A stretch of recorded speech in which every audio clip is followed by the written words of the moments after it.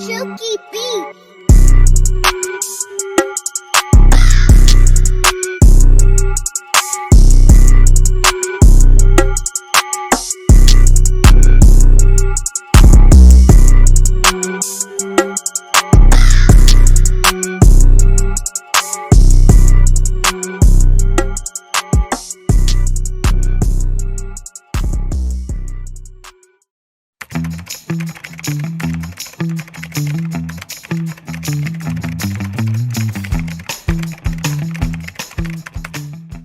Assalamualaikum warahmatullahi wabarakatuh.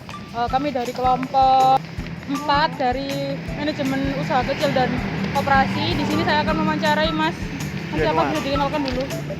Boleh, nama saya Yanuar yang punya owner dari Minomo. Jadi Minomo ini barusan kita bangun di tahun 2020 bulan November kemarin. Jadi baru 3 bulan jalan. Terus peningkatannya cukup signifikan, jadi kita kembangin usahanya sampai sekarang.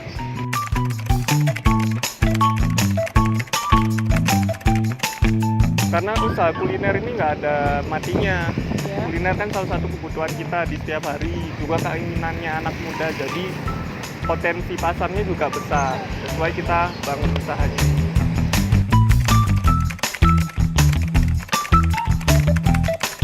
Kebetulan kita suka boba juga, jadi kita jual apa yang kita suka. Kalau kita jual apa yang kita nggak suka, kemungkinan nanti effortnya nggak akan segede yang sekarang. Jadi karena emang pasarnya juga besar, terus yang suka juga cewek-cewek remaja sama mama muda, jadi kita ngerasa bakalan cocok dan bisa berkembang nanti berbesar.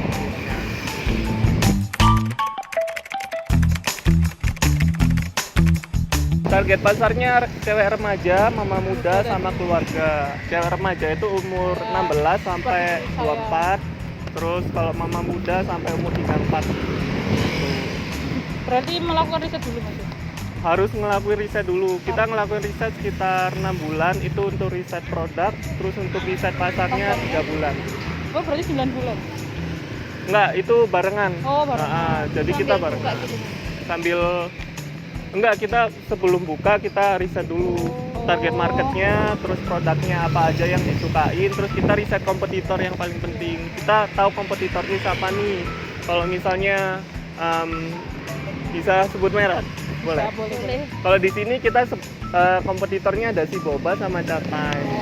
Jadi kita nempatin posisi brand kita itu sejajar sama brand-brand yang besar. Yang sekitarnya tadi. Ya, jadi kita nggak nempatin brand kita sama brand-brand yang kecil kayak Boba 5 ribuan gitu, enggak. Jadi kita nempatin brand kita biar kualitasnya juga sejajar sama brand-brand besar supaya kita bisa jual emosional yang dijual. Jadi kita kalau orang beli Minomo, orang dapatnya sesuatu yang lebih dari cuma minuman.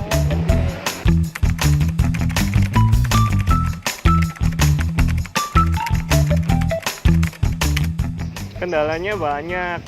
Awal-awal itu kita tentang perizinan tempat, lokasi kita juga harus riset lokasi. Kita carinya tempat yang strategis, tapi nggak jalannya bukan jalan lajur cepat. Jadi lajurnya tetap lajur lambat, supaya targetnya kita kan orang-orang sini.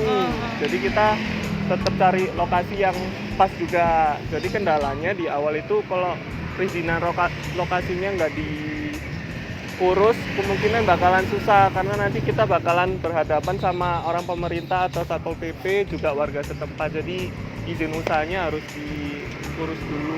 Berarti ini ngontrak ya Mas? Kalau di sini kita sewa. Oh, sewa ya.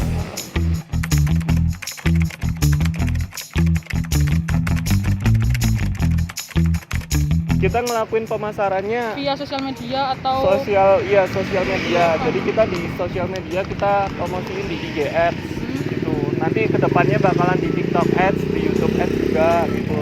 Cuma sementara di IG Ads sama di macro influencer. Kalau macro influencer itu dia kayak anak-anak yang followernya di bawah 10.000 tapi mereka punya impact. Jadi kayak ketua OSIS, ketua kelas, terus ketua komunitas atau teman-teman kalian yang misalnya kalau datang ke ke pergaulan kalian tapi dia bawa impact Iya, gitu loh. Nah, kita promosinya ke teman-teman Promosinya lewat itu. situ tadi. Itu fee atau gimana? Itu kita barter aja. Oh, barter. Jadi kita kirimin produk, Terus dia suruh promosiin. dia promosiin, terus materi yang dia kasih ke kita gabungin, kita edit, terus kita IGS. Itu di IG-nya Minomo tadi. Di IG-nya Minomo. Sama nanti di paid promote ke beberapa akun media kayak Asli Surabaya, Love Surabaya kayak gitu. Iya. Ada orang yang bilang bisnis itu nggak butuh modal, sebenarnya butuh modal. Kalau Ya nggak butuh modal ya niatnya nggak butuh, cuma modalnya pasti butuh. Tuh. Itu dilakukan sampai sekarang mas, kegiatan itu tadi yang memasarkan. Itu harus konsisten. Jadi kalau biaya itu kan masuk anggaran marketing. Anggaran marketing itu 10% dari omset. Misalnya omset bulan ini 30. Jadi 10%-nya dari 30 juta, 3 juta kita buat marketing. Kita undang influencer atau kita paid promote atau kita cara promosi yang lain. Bikin campaign, giveaway atau lain-lain. Berarti sering ikut kayak paid promote gitu mas ya? Kalau paid promote jarang sih, lebih ke IG Ads gitu. Karena kan aku sendiri juga punya beberapa bisnis, nggak cuma Minomo. Jadi bisnis yang satunya ada Indovisual Studio, itu gerak. Jadi bukan makanan minuman bukan ya? Bukan, itu kayak jasa branding, marketing, kayak gitu. Jadi bantuin kayak UMKM juga.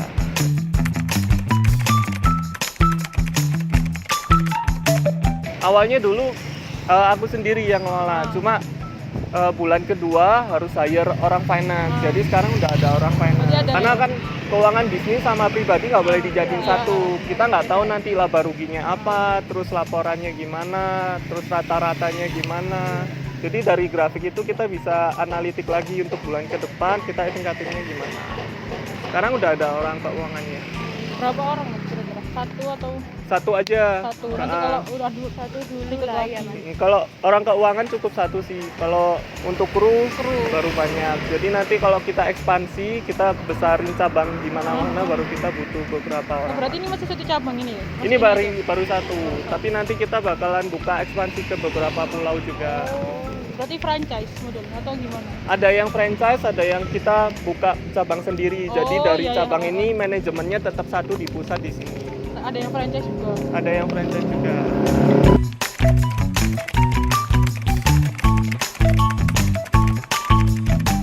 Kalau per hari bisa 2 jutaan. Kalau per bulan berarti? Per bulan 15. bisa 30, 50 gitu. Itu tergantung sepi ramenya atau segitu terus? Enggak. Kalau bulan Januari, Februari ini malah Rame. agak stuck karena hujan-hujan terus. Oh iya, pengaruh ya. Kalau Januari kemarin sempat musim panas pertengahan terus hujan lagi. Jadi itu agak naik. Karena kan kalau usaha kuliner memang cuaca ngaruh. Tapi untungnya kita kebantu sama online, ada Gojek sama Grab gitu. Untungnya kebantu dari situ.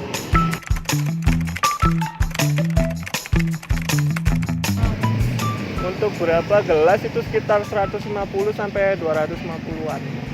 Belum sampai 300 sih. Berarti paling banyak itu 250 tadi. 250. Rata-rata. 250 itu sekitar 2.500.000-an. Pokoknya satu gelas kita ambil rata-ratanya 15.000. Tapi kan yang paling besar 20.000. Tapi kita ambilnya yang 15.000.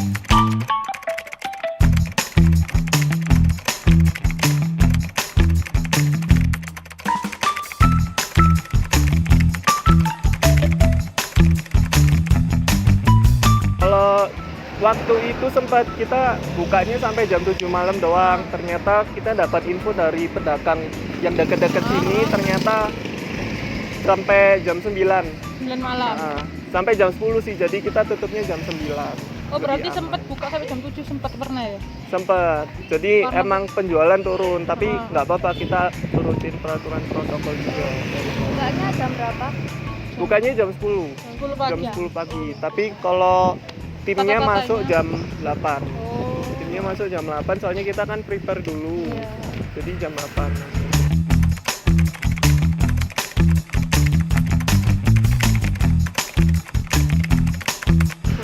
nggak apa-apa. Justru kalau kita punya kompetitor itu ngebantu kita buat edukasi market. Jadi orang yang nggak tahu boba biasanya bakalan tahu sendiri karena yang jual boba banyak. Justru karena makin banyak kompetitor artinya pasarnya makin besar. Jadi orang yang suka itu makin banyak. Gitu. Jadi nggak apa-apa juga sih. Aku juga nggak takut bersaing harga karena kan kita jualnya jual value. Kayak di sini kita jual boba sama cincau, terus free macchiato sama extra cheese. Jadi value-nya lebih tinggi, ada nilai tambah. Gitu.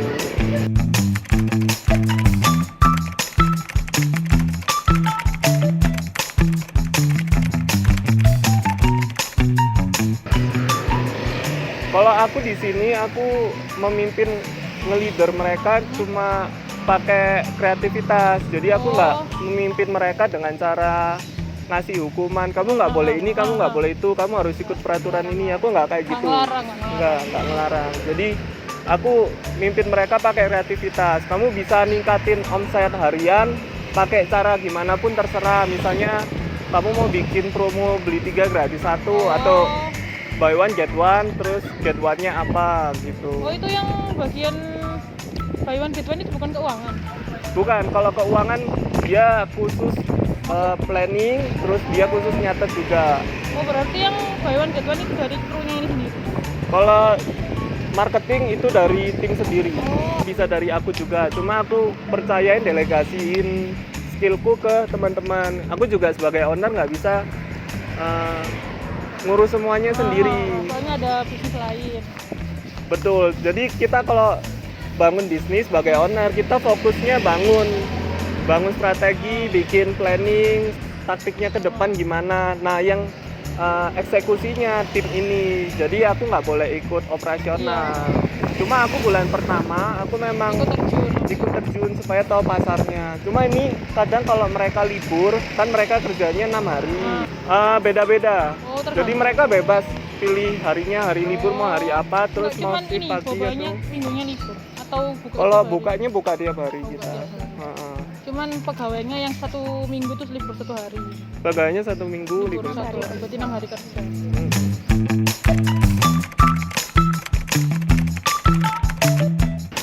Aku waktu rekrutmen kemarin itu kita nggak pilih orang-orang yang punya pengalaman, justru kita pilih teman-teman yang punya attitude yang baik gitu aja sih. Jadi kalau dia mau dibentuk, terus dia punya visi ke depan, soalnya kan kebanyakan anak-anak yang punya pengalaman dia juga kadang sotoy gitu. Bener. Tapi nggak apa-apa, bagusnya kalau punya pengalaman gampang belajar. Cuma kalau mau belajar dari nol juga nggak apa-apa. Jadi kita rekrut anak-anak yang belum punya pengalaman justru. Berarti yang dari anak yang nggak tahu apa-apa biar diajari langsung. Tapi kita yang perlu digarisbawahi, kita rekrut orang-orang yang baik.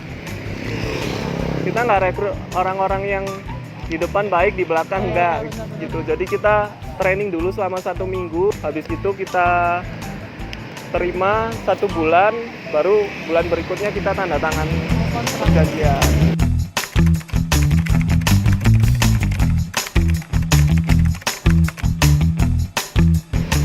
Kalau develop produk sama develop brand pasti. Kalau itu namanya develop produk sama develop brand. Kalau produk itu kayak gitu nambahin produk atau gimana caranya kita ngembangin omset dari penjualan produk gitu. Kalau brand nanti kita ngembangin brandingnya gimana, marketingnya gimana, itu pasti udah disusun konsepnya. Jadi tinggal kita eksekusi, kemungkinan eksekusinya bulan depan karena kita sambil nunggu ini sih musim hujan kan sama kalau pandemi emang ya udah bisa diperkirakan.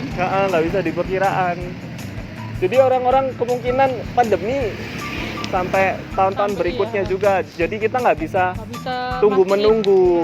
Kita harus start mulai sekarang. Kalau kita nggak start mulai sekarang, kemungkinan kitanya yang stuck atau kitanya makin mundur.